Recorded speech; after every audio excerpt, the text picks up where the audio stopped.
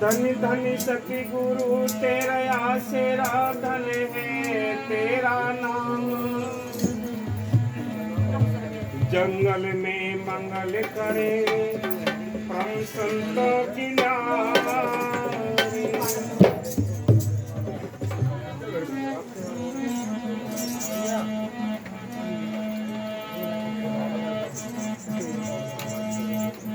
तेरे दर को छोड़ी कर मैं किसी दर जाऊं मैं।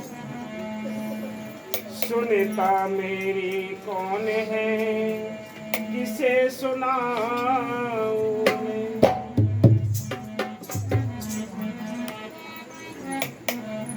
गुरु चंदन हमनी मुरी गुरु समुदा हम कीच। पल पल गुरु को दंडवत चरण नवाऊं।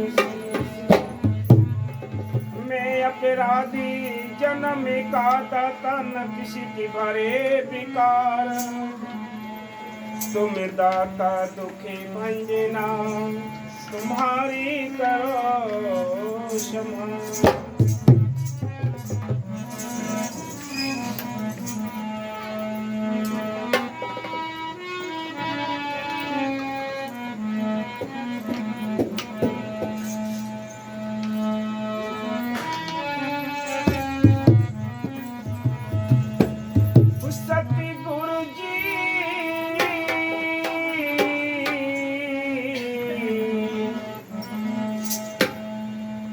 मेरी गठड़ी में भारी है वो सतगुरु जी मोरी गठड़ी में भारी है वो। दाता जी मोरी गठड़ी में भारी है वो।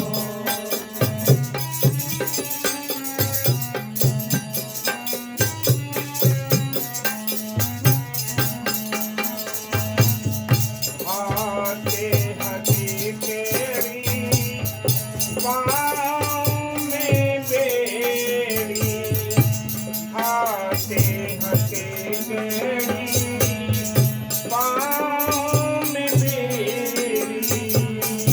हमसे चले नहीं वो सतगुरु जी मोरी गठड़ी में भारी है वो।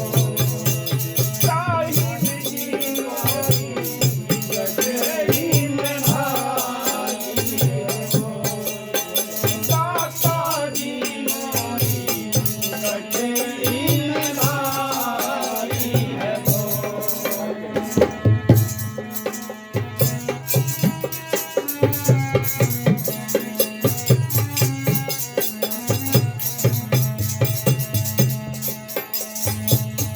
लाल की चादर करम का बोझा फिर गुरगांठ लगी। लाल की चादर करम का बोझा फिर गुरगांठ लगी। लाल की चादर करम का बोझा फिर गुरगांठ लगी। चौर देखूं मिले न कोई चौर देखूं मिले न कोई।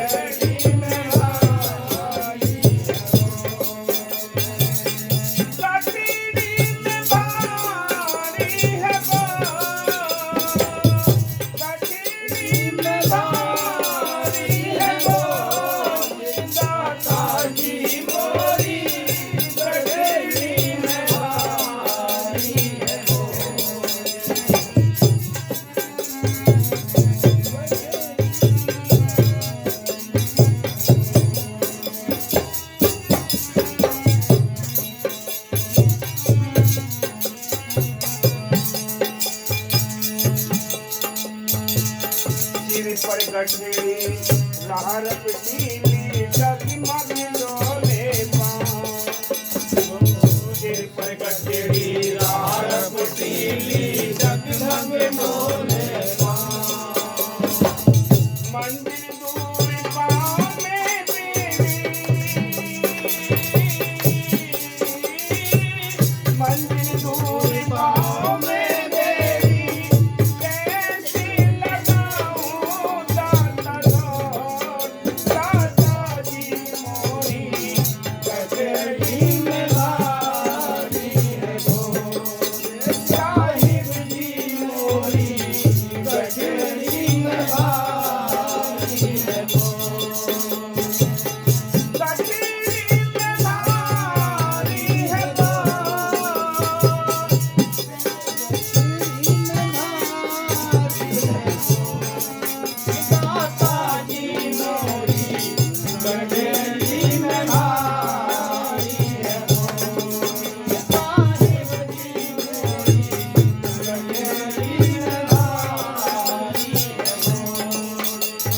देखो सत्य की लहर से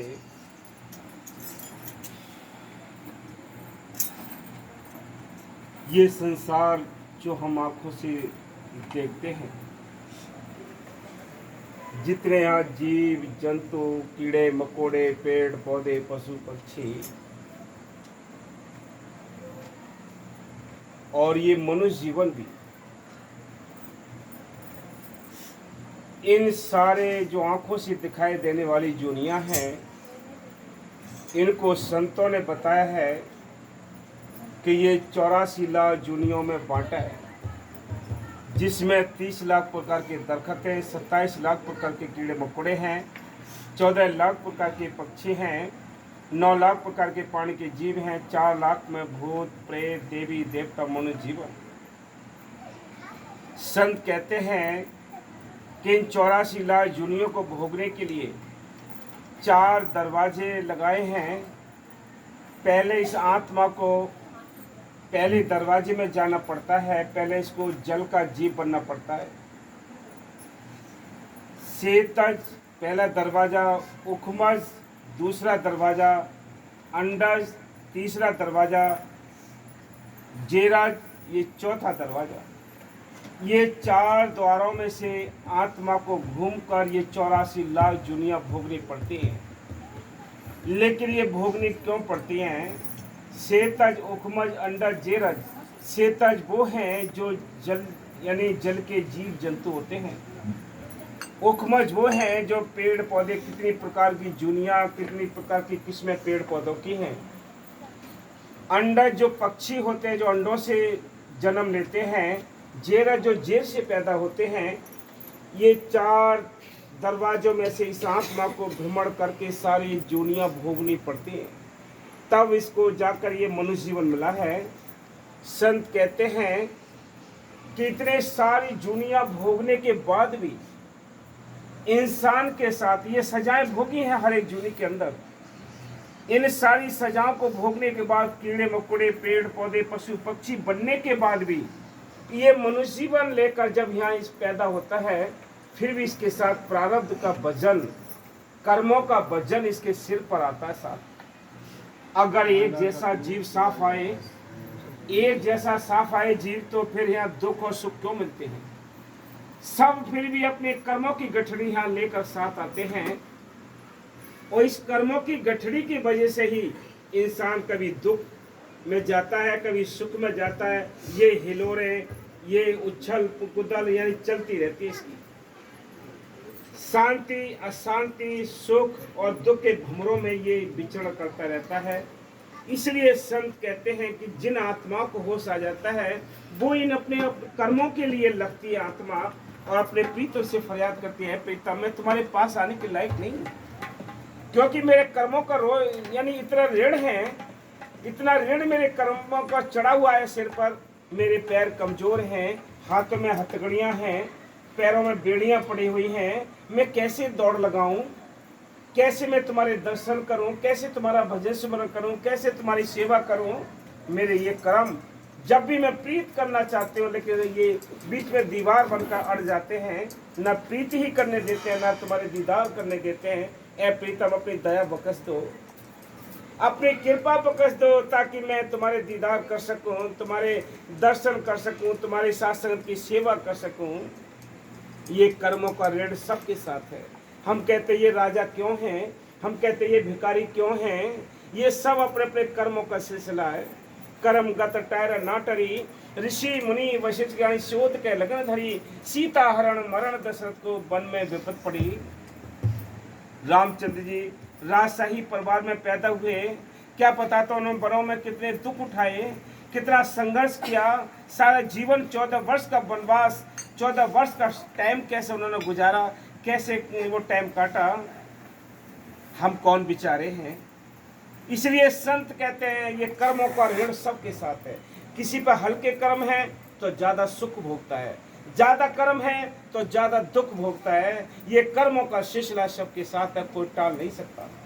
अब सवाल क्या है, संतों ने जो आपको नाम दिया है वो सत्य छुरी है, ये कर्मों के ऋण को खत्म करने वाली है, और कोई तरीका नहीं है। हम बाहर के कितने जप तप पूजा पाठ कर्म धर्म कर लें, इनसे ये कर्म हल्के नहीं होते, इनसे तो और कर्म बढ़ जाते हैं।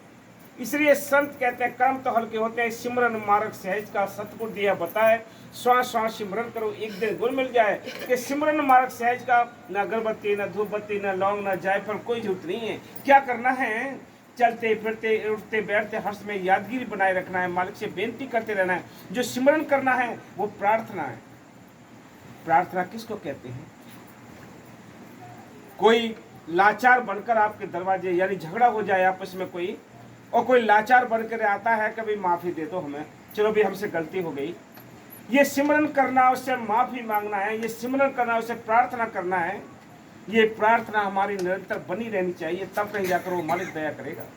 अगर ये प्रार्थना हमारी टूट गई, हमें अहंकार में आ गए, उससे प्रार्थना करनी भूल गए, तो और ये कर्मों की गठरी तेज भारी हो जाती है। इसलिए संत कहते हैं ये कर्म करते हैं किस वास्ते, सेवा करने से, सिमरन करने से, दर्शन करने से, साथ संगत के बीच में रहने से, साथ संगत की सेवा करने से ये कर्म होते हैं। संतों ने लिखा है, बाबा मेहर साहब जी बार बार कहते हैं कि बेईमान पछताओगे, मौके का फायदा उठाओ, मौके के ये समय रहते हुए, मनुष्य जीवन के रहते हुए आप सिमरन करते रहो, चलते फिरते लगे रहो। हम एक पल भी ना भूल जाएं उस नाम के लिए, लेकिन हमारा मन ये मुकाबले में हर्ष में रहता है। इसने ये चैलेंज कर रखा है कि हम किसी को भजन नहीं करने देंगे, क्योंकि इसने ठेका ले लिया है।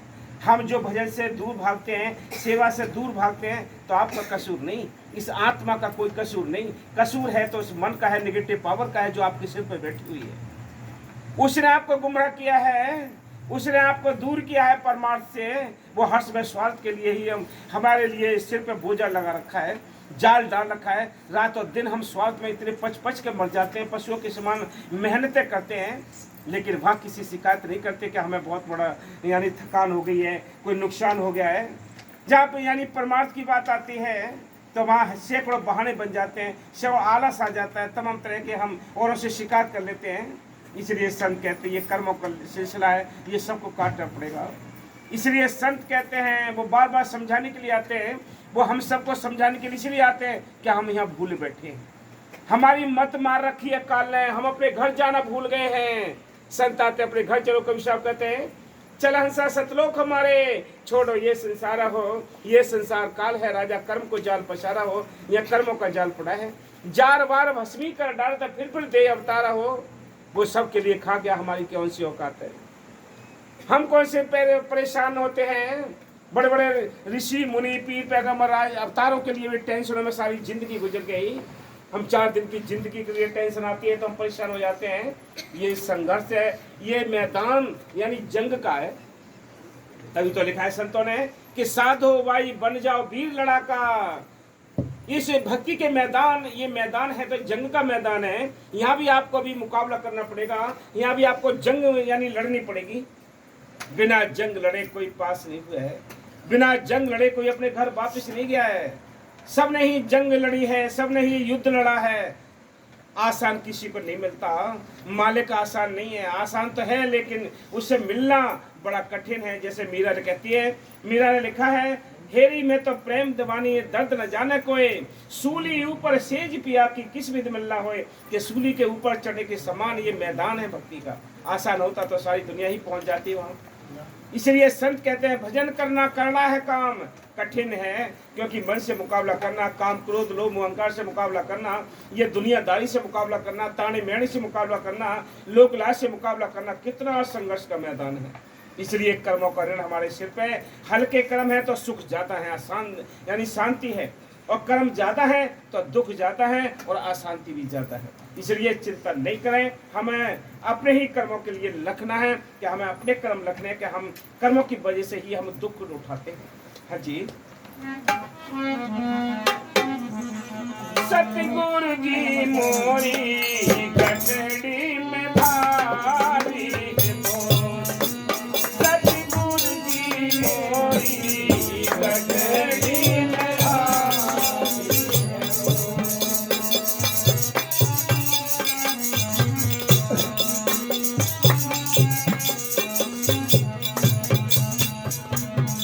क्या कहती है आत्मा, एक दुख मेरे सिर पर बोझा तुझे मार पड़ी, एक दुख मेरे सिर पर बोझा तुझे मार पड़ी, तीजे दुख मेरी रास्ता मेरी, तीजे दुख मेरी रास्ता मेरी, चाहों लगे हैं पैर छोड़े, सतगुरु जी मोरी गठड़ी में भारी है वो, दाता जी मोरी गठड़ी में भारी है। क्या कहती है आत्मा, अपने हाल का वर्णन करती है, अपने दुखों का वर्णन करती है। क्या कहती है, ऐ प्रीतम, एक तो दुख पहले ही मेरे कर्मों का ऋण मेरे सिर पर चढ़ा हुआ है, दूसरा मेरी ये रास्ता घेर रखी है चोरों ने, तीजे यानी कर्मों की मैं सजा भोगती हूँ। ऐ मालिक, मैं कैसे दीदार करूँ, कैसे दर्शन करूँ। इसलिए कहा है क्या, एक दुख मेरे सिर पर बोझा तुझे मार पड़ी, ओ एक दुख मेरे सिर पर बोझा तुझे मार पड़ी, तीजे दुख मेरी रास्ता घेरी, तीजे दुख मेरी रास्ता घेरी, चाहूं और लगे हैं बैरी चोर, दाता जी मोरी गठड़ी साहिब जी मोरी गठड़ी में भारी है वो। कहे राधे श्याम महाराज सुनो जी, हमसे उठे ना मोर, ओ कहे राधे श्याम महाराज सुनो जी, हमसे उठे ना मोर, जुगे जुग वो जी उठाएगी तुमने, जुगे जुग वो जी उठाएगी तुमने, आवे तो तारे के हंसो जे दाता जी गठड़ी में भारी है वो, दाया जी मोरी गठड़ी में भारी है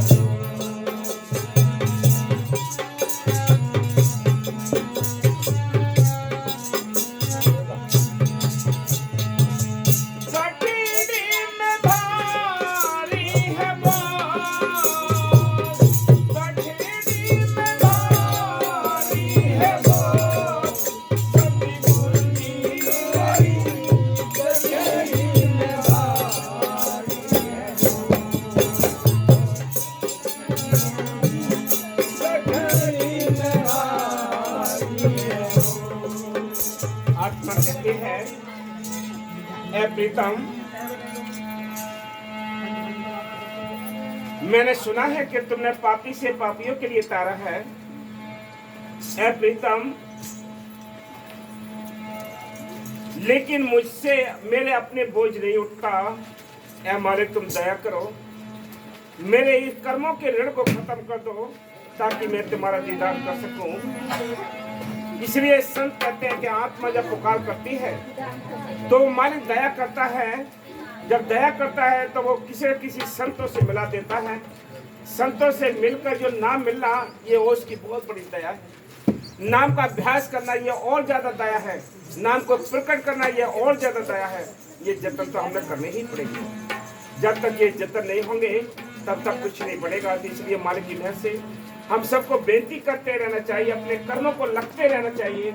ऐ मालिक, हम सबसे ज्यादा बुरे हैं संसार में, हमसे ज्यादा बुरे संसार में और दूसरा कोई नहीं।